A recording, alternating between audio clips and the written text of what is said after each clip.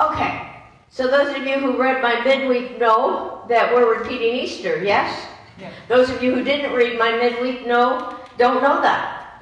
Anyway, we're repeating Easter, so to speak, okay? Because last week when I was on Facebook, there was a glitch and it was the best talk ever. Those that were here last week, you agree with me? Okay, good. So you're going to hear it again this week, but again, I'm going to invite you to stay open and available to go deeper still with what I'm going to talk about this morning. Yes? Yeah. Okay. It's a good one person. That's great. Okay.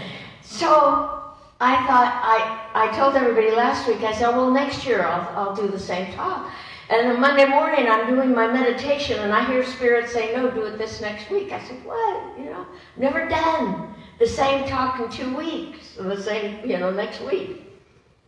And so I told Reverend Suzanne, she said, oh yeah, do it. That was good. And so I really had an extra week off, thank you. But anyway, so this is kind of Easter repeated. And the talk on Easter was the path less traveled. And I think for most of us, we're on that path that is less traveled than most people. Because we're committed as a faith-based community to our own personal growth and our own personal commitment to ourselves and the God within us. And Easter gives us each one of us a special opening. It opens us to claim and to accept our unique expression of the Christ within us. And we begin by claiming our personal power through and in our Christ consciousness. Everybody breathe into that. And so we're going to take a moment and to understand what this means for us as a community, but mostly for us as individuals. It means there has always been and always will be a power within each one of us that we can personally use. Yes? Yes. It means when we change our thinking, our lives automatically change. Miracles live in our mouth. And I'm going to repeat that. Miracles live in our mouth. Miracles live in our thinking. Everybody breathe into that space. I am blessed. You are blessed. See, nothing happens until we speak a healing which works through our mouths, works through our physical bodies, works through our minds. Nothing happens until we speak it, until we claim it. Our words and our thinking out pictures in our lives. Anybody know this? Yeah. Every aspect of life responds to our thinking and the words that we speak. What we say and how we think creates the life that we get to live. This last week, as I was working with a client, all of a sudden I hear myself say, God will not meet you in your complaints. Because this person was complaining.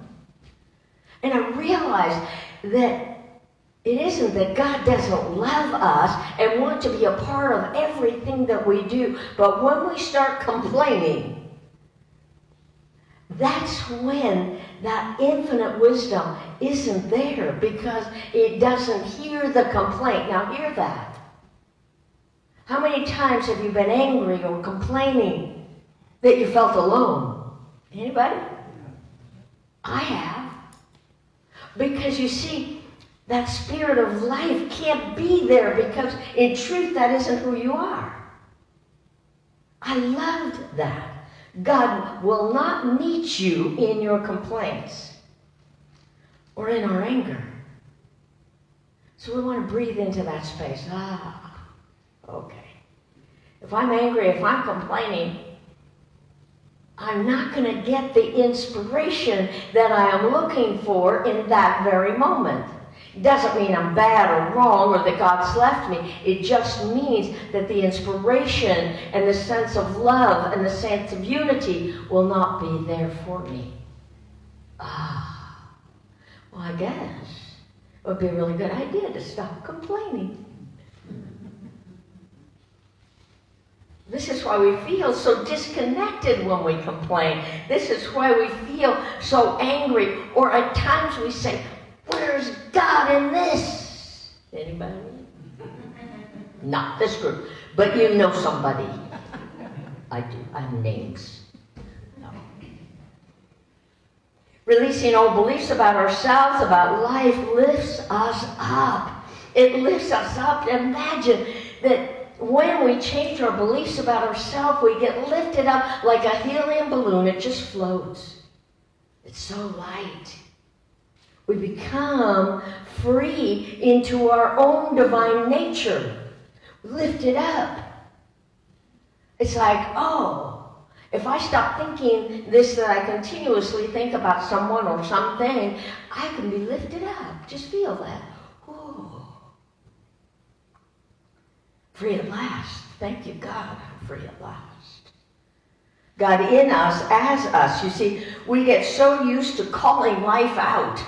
Damn life. Calling life's events bad or wrong. I don't know about you, but listen to the news. You'll find a ton of things you can call wrong or bad.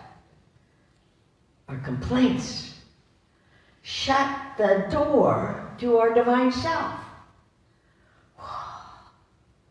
That was huge to realize that this week. So I'm inviting each one of us to commit today, to commit to this year doing it differently, for your own sake. Realizing miracles live in our mouths. Miracles live in our thinking. See, I know friends who are going into surgery, and I ask them to repeat over and over again, the power of God is healing me now. I'm sure I know some of you in this room, I've given that same statement to. And I always hear back from them that their progress, how quickly they recovered. Doctors were amazed. My gosh, you're recovering so fast, you're walking good, you're whatever it is. Because you see, when we say the power of God is healing me now, we release miracles by speaking those words. When I had my knee replacement, I think I said this last week, within 4 weeks, and I went back to the doctor, and I walked into his office, and he said, "You're not limping." I said, "Am I supposed to be?" He said, "Well, no." And I told him, I said, "Prayer works." Some doctors don't believe in that. Anyway, he had that quizzical face on, and I didn't care. Prayer works. What we speak works. I even do this personally whenever I'm experiencing pain or an illness. The power of God is healing me now. Try it. It's amazing. Because you see, we tend to push against our discomfort. Anybody? If there's a pain in our body, we want to be mad at it. We want to be upset because this isn't working anymore, or this isn't working because of whatever. We want to say, power of God's healing me now.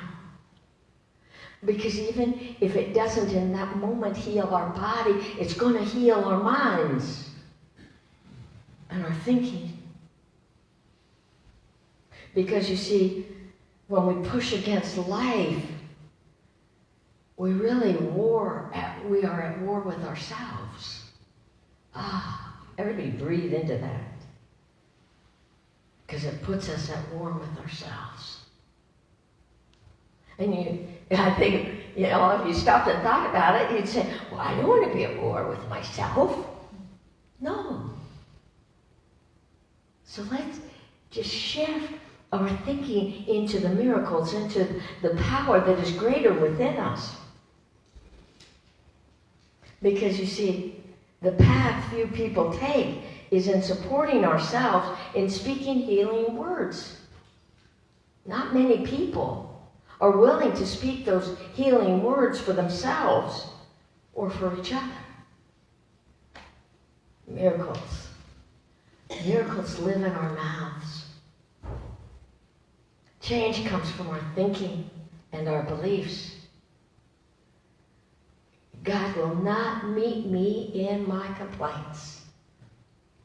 So when I'm willing to stop in this moment and know that there's something else greater than my complaints or greater than what I'm experiencing, I'm going to be able to move into that place.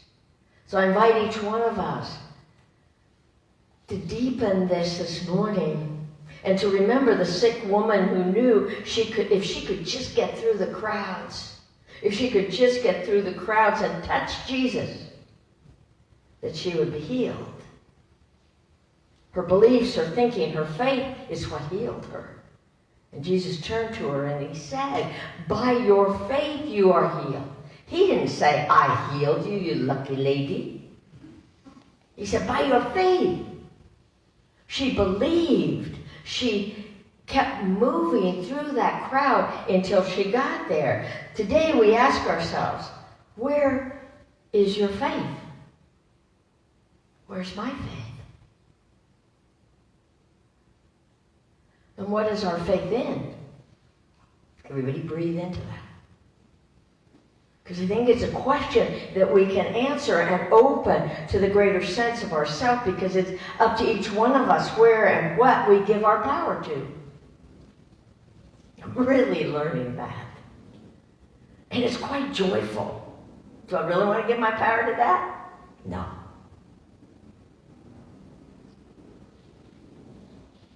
An event or the news or an illness, it's not going to get my power.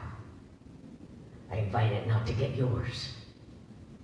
The springtime, what will you allow to be birthed in you? I don't know about you, but we're planting all these great flowers and the garden is looking so good and all the new buds are bursting forth. What will you plant in your garden that you will allow to grow? Every Easter we look to the Christ consciousness within ourselves. And some believe Christ belongs only to the man Jesus. Some even think Christ was Jesus' last name. I love that one. Mr. Christ. Thank you for the laughter. Jesus was just like you and just like me. Jesus chose to be awakened. He chose to be awakened to the miracles and the power that lived within him. He was the way shower. He was the leader of our consciousness of that with God all things are possible. The spoken word of truth in what Jesus uncovered. He uncovered the idea that his spoken word brought miracles into existence. It was the Christ within him.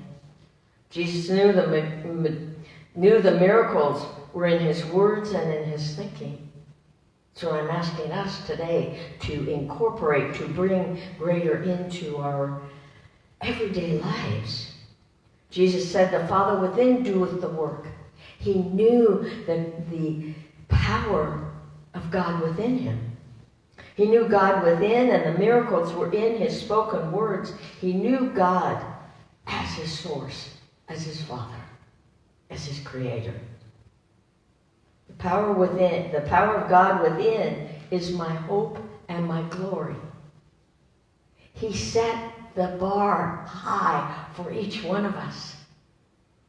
He said, you too shall do greater things than I have done. And so it's up to us to remember that. To remember when we say Christ within means I know my oneness with God. Hear that. The Christ within means I know my oneness with God. And I don't always know how it works, but I know it is the truth of all that I am and all that you are. Easter is the story of overcoming. Easter is the story of renewal, the resurrection, arising into greater awareness of our true nature. It's a story that we remember because it tells us who we are. Rise. Reminding that even in the darkest moments, the deepest trials, the times of struggle, the truth, the light of Spirit's presence lives within you and lives within me, lives within everybody. It's our choice whether we cultivate it or not. That's all. Everybody breathe into that. It is this power of constant love, that we can call upon to work through us in every situation, in every moment. The power of God is healing me now. The power of God is awakening. The power of God is renewing me right here, right now. Inspiring me. I don't know what it is, but I trust it. I call it forth. I allow it. I open to it.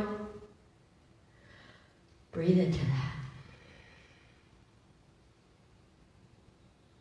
Because you see, this is your birthright. It's my birthright. We are each a beloved place where God shows up. And we're here to celebrate it. We're here to celebrate it. We're a faith-based community, and we remember that in spring reminds us that everything is giving birth to something new, that is giving birth and awakening within us. So let's open the doors to awaken that is wanting to be new in our lives. And today I invite each one of us to accept the Christ within and to feel that, oh, wait a second, there's something great within me. And it's there to support me, and it's there to come into unity with me in a greater way. It is the Christ within that renews me, that reminds me that rising above any limitations is what my freedom, where my freedom lies, where your freedom lies. Let us each be lifted up in our thinking, lifted up in our words. And be reminded, are we going to make mistakes? You bet. Yesterday, Rick and I were putting together my new swing for my birthday. Have you ever put together with a partner? We used to get mad at each other. It was really funny because I made a mistake and I started to get upset about it. And Rick said, well, that's in room number 5. And I said, well, what's in room number 5? He said, anger. And I said, oh, I'm not going into room number 5. Okay, I'll go into room number 3 and laugh about it. So as we go moving through, finding all these parts and pieces and putting it together, if we got upset or, you know how you get confused and we were either in room number 5 or room number 6, and we said, oh, I'm in room number 6, and boom, we moved right back to room number 2. Try it. It really works. Look, we gotta make it up, you guys. You know, we read this stuff and we go, oh, that's very serious. It's only room number 5. Get back in room number 2, room number 3. That's where your joy is. Okay?